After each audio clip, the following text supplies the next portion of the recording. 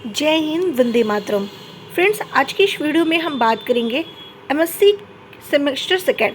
इससे पहले हम लोगों ने डिस्कशन किया था एमएससी फर्स्ट सेमेस्टर के 4 पेपर तक आपका डिस्कशन कंप्लीट हो चुका था, जिसमें आप लोगों ने पेपर 1, पेपर 2, पेपर 3 और पेपर 4 पूरा कंप्लीट देखा था।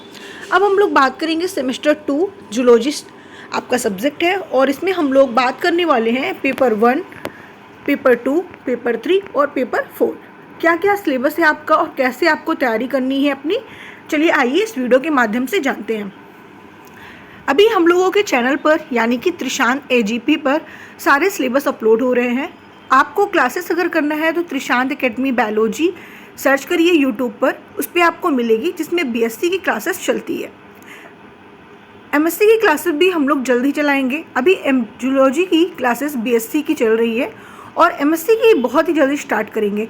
तो जितने स्टूडेंट हमारे इस वीडियो को देख रहे हैं और बीएससी के स्टूडेंट अगर उनके कांटेक्ट में हैं या क्लासेस करना चाहते हैं तो क्लास ज्वाइन कर सकते हैं। तो सबसे पहले हम यहाँ पे बात करेंगे पेपर फर्स्ट। देखिए, पेपर फर्स्ट में आपके टोटल यूनिट 4 हैं, आपको 4 यूनिट कवर करने हैं। Unit first, unit second, unit third और यूनिट फोर्थ, ठीक है, आपको टोटल इस तरीके से कवर करने हैं। देखिए, अगर हम बात करते हैं यहाँ पर पेपर फर्स्ट की, पेपर फर्स्ट है आपका comparative study of higher non chordates, ठीक है, यानी कि आपको comparative study of higher non chordates में 4 यूनिट कवर करने हैं। अब इसमें पढ़ना क्या क्या चीज़ें हैं, जैसे कि एनालिडा, ठीक है, उसका segmental organs, filter feeding, adaptive radiation, ठीक है, ये सारी चीज़ें आपको यूनिट फर्स्ट में देखनी है। फिर उसके बाद जब यूनिट सेकंड में आप लोग आए तो यहाँ पे देखा गया आर्थ्रोपोडा, ठीक है, आर्थ्रोपोडा के बारे में आपको पढ़ना है, उसके रेस्पिरेशन के बारे में पढ़ना है, पोर्ट्स के बारे में पढ़ना है, जनरल ऑर्गेनाइजेशन के बारे में पढ़ना है। ये सारी चीज़ें आपको यूनिट सेकंड में पढ़नी है। यूनिट थर्ड में देखा गया कि मोलस्का के बारे में पढ़ना है, क्या क्या उसका रेस्पिरेशन क्या है, उसका नर्वस सिस्टम क्या है, ठीक है, ये सारी चीज़ें आप लोग यूनिट थर्ड में कवर करेंगे। यूनिट फोर्थ में इकाइनोडर्मेटा, ठीक है, इकाइनोडर्मेटा का water vascular system, larval form and affinities, ठीक है, तो यानी कि आपको यूनिट 4 में इकाइनोडर्मेटा के बारे में डिस्कशन करना होगा। उसके बाद अगर बात करें हम पेपर 2, पेपर 2 में आपको एनिमल्स फिजियोलॉजी में कवर करना है। पेपर 2 का टॉपिक थोड़ा सा लार्ज है और आपको टाइम भी लगेगा इसको कवर करने में, बिकॉज यूनिट फर्स्ट में देखा गया कि फिजियोलॉजी ऑफ डाइजेशन का पूरा कंप्लीट आपको देखना है, डाइजेशन कैसे होता है एंड एब्जॉर्प्शन कैसा होता है, प्रोटीन्स क्या है, कार्बोहाइड्रेट्स क्या है, लिपिड्स क्या है, ठीक है, ये सारी चीज़ें आपको कवर करनी है।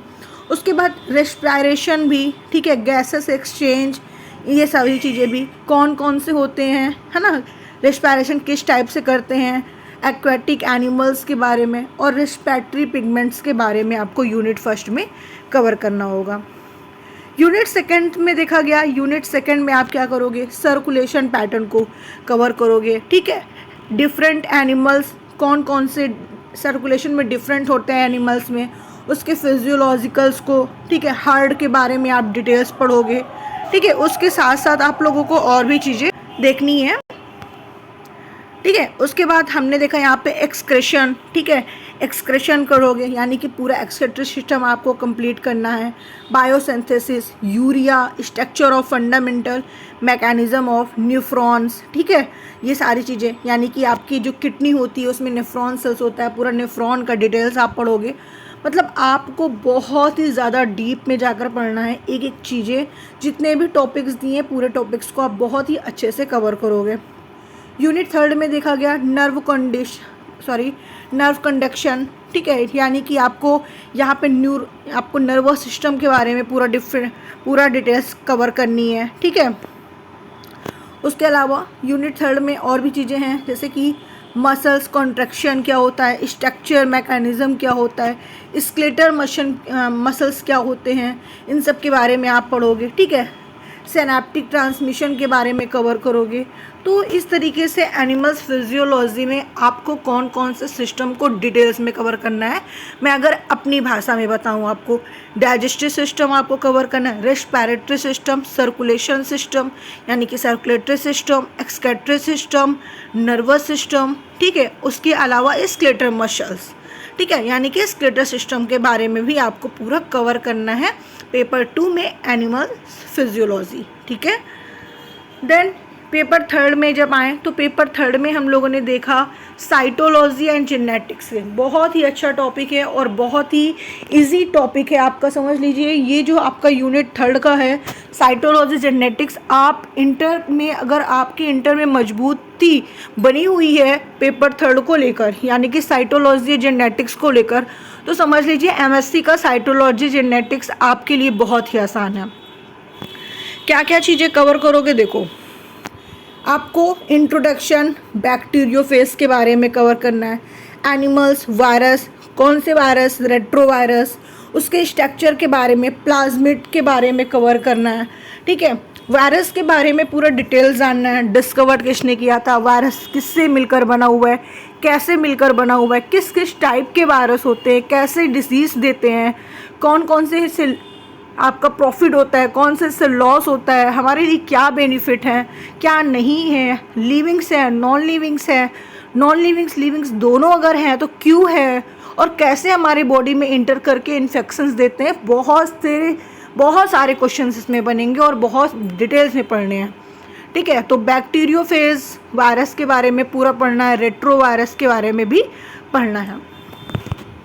यूनिट 2 में देखा फ्यूल्ड मोज़ेक मॉडल। ठीक है, फ्यूल्ड मोज़ेक मॉडल, उसके function, plasma membrane, transport of small molecules, energy transaction of mitochondria, cell circle, control mechanism, सारी चीज़ें कंप्लीट करनी है।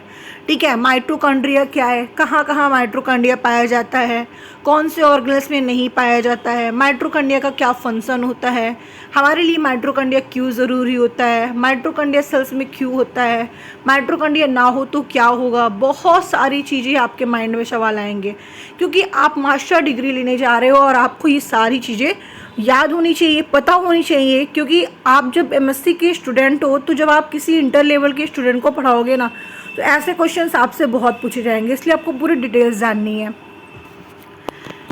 ओके, नेक्स्ट है आपका यूनिट 3 मॉडल लॉ। ठीक है, chromosomal linkage, crossing over, genetic interaction, sex determination, sex linked inheritance. ठीक है, ये सारी चीज़ें आपको कवर करनी है। यूनिट 4 में देखा गया न्यूमेरिकल्स एंड स्ट्रक्चर क्रोमोसोम। ठीक है, म्यूटेशन, जेनेटिक्स, ड्रिफ्टी, हर्डी, मतलब सारी चीज़ें आपको कवर करनी है इसमें। ठीक है, पूरा आपको यूनिट 4 में ये कवर करना है। अब हम बात करते हैं पेपर 4 की। एक मिनट, जब पेपर 4 हम लोगों ने देखा, सॉरी कॉल आ गई, मैंने फ्लाइट मोड पे नहीं लगाया। ओके, चलिए पेपर 4 में देखा कि मॉलिक्यूलर बायोलॉजी। मॉलिक्यूलर बायोलॉजी भी आपका एक हिसाब से देखा जाए तो काफ़ी ईजी है।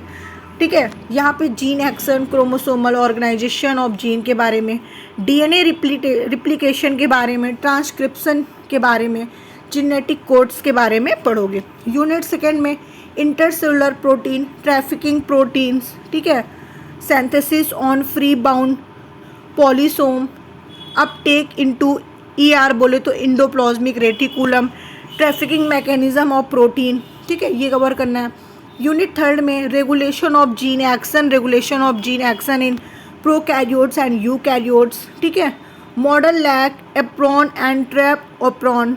यूनिट 4 में cell signalling, types of signalling, second messenger system, cell surface receptor, ये सारी चीज़ें आपको यूनिट 4 में कवर करनी है।